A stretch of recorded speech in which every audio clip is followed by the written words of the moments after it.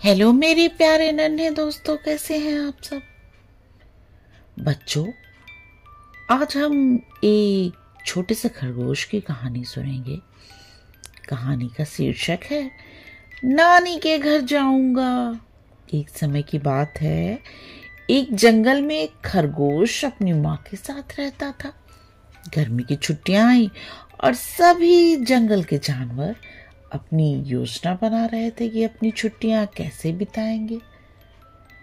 मैं नदी पर जाऊंगा और अपने मित्र घड़ियाल से मिलूंगा, दरियाई घोड़े ने कहा। मैं पूरब की ओर उड़ान भरूंगा और अपने दोस्तों से मिलूंगा। मैं उन्हें देखने के लिए बहुत उत्सुक हूं, सारस ने कहा। लेकिन खरगोश तो बस अपने नानी के घर जाना चाहता था। मुझे उनके हाथों के बने स्वादिष्ट लड्डू और पेड़ों की बहुत याद आती है, उसने अपने दोस्तों को बताया। जब उसने अपनी माँ को बताया तो वो परेशान हो गई। उसकी नानी का घर जंगल की दूसरी छोर पर पहाड़ी पर था। तुम्हारे जैसा छोटा खरगोश कैसे इस घने जंगल में अपनी रक्षा करेगा, उसने डरते हुए कहा। लेकिन खरगोश ने इसके खिलाफ एक शब्द नहीं सुना। वो नानी के घर जाने के लिए निकल गया। उसकी यात्रा के समय अचानक एक शेर आ गया। शेर ने खरगोश की ओर देखा और कहा, अरे वाह, खाना, मैं अब तुम्हें खाऊंगा। मैंने काफी समय से कुछ नहीं खाया है। खरगोश पहले तो डर गया, फिर उसे एक चतुर विचार आया। उसने कहा, ओ जंगल के राजा, आपने इतने लंबे समय से खाना नहीं खाया। मेरे जैसा छोटा सा खरगोश आपके पेट को भरने के लिए पर्याप्त नहीं होगा, इसलिए मैं पहले नानी के घर जाऊंगा, लड्डू पेड़े खाऊंगा, मोटा होकर आऊंगा, फिर मुझको तुम खा लेना। ये विचार तो अच्छा है, शेर ने कहा। ठीक है, मैं तुम्हारा इंतजार करूंगा। वैसे भी इस जंगल में दूसरा कोई रास्ता है नहीं, इससे तुम्हें इधर ही आना होगा। अब जल्दी जाओ और अपनी नानी के घर जाकर अपना पेट खूब भरो, लेकिन जल्दी वापस आना। जी हुजूर, खरगोश ने कहा और वहां से भाग निकला। जैसे ही खरगोश वहां से निकला, वो एक डरावने भेड़िए के सामने आ गया। भेड़िए ने कहा, मैं सुबह से खरगोश के लिए तरस रहा हूं। मैं तुम्हें देखकर बहुत खुश हुआ। आओ, मैं तुम्हें खाऊंगा। खरगोश ने जल्दी में जवाब दिया। भेड़िए भैया, मैं तुम्हारे लिए ही तो आया हूं। मुझे पता है कि मैं तुम्हारे जैसे चतुर भेड़िए से नहीं छिप सकता। तुम मेरे लिए ही तरस रहे हो, लेकिन पहले मुझे नानी के घर जाने दो। क्यों? भेड़िए ने पूछा। क्योंकि नानी के घर जाऊंगा, लड्डू पेड़े खाऊंगा, मोटा होकर आऊंगा, फिर मुझको तुम खा लेना। भेड़िए ने कहा, बात तो सही है।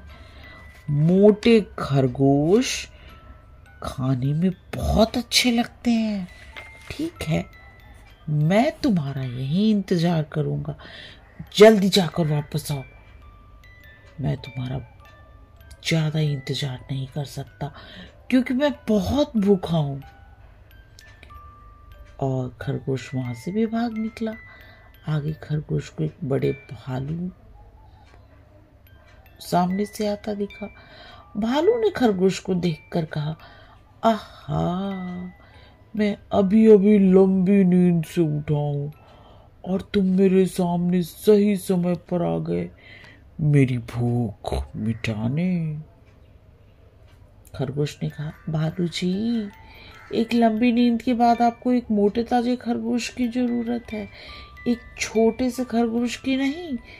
इसलिए मैं नानी के घर जाऊंगा, लड्डू पेड़े खाऊंगा, मोटा होकर आऊंगा, फिर मुझको तुम खा लेना। भालू को भी खरगोश का विचार अच्छा लगा। उसने भी उसे जल्दी लौटने को कहा। खरगोश अंत में सभी जंगली जानवरों को चकमा देते हुए अपनी नानी के घर पहुंचा। उसने नानी के साथ खूब मजे किए और बहुत सारे स्वादिष्ट व्यंजनों से अपना पेट भरा। अब खरगोश के वापस आने का समय आया। अब उसे सुरक्षित अपने घर तक वापस जाने का रास्ता सोचना था, क्योंकि उसे पता था रास्ते में सभी जानवर उसका इंतजार कर रहे होंगे। तब खरगोश की नानी के दिमाग में एक चतुर विचार आया। उसने एक ढोल लिया और उसमें बहुत छेद कर दिया और ढोल को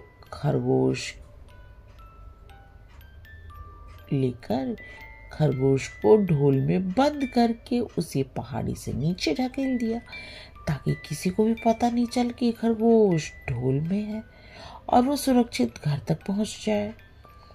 ढोल ने पहाड़ी से नीचे लुढ़कना शुरू कर दिया। रास्ते में जब भालू ने ढोल को लुढ़कते देखा तो उसे रोक लिया और ये सोचा, ये ढोल जंगल में क्या कर रहा है। लेकिन छेद वाला ढोल तो किसी काम का नहीं है, इसका कोई फायदा नहीं, ये कहकर उसने ढोल को नीचे ढकेल दिया।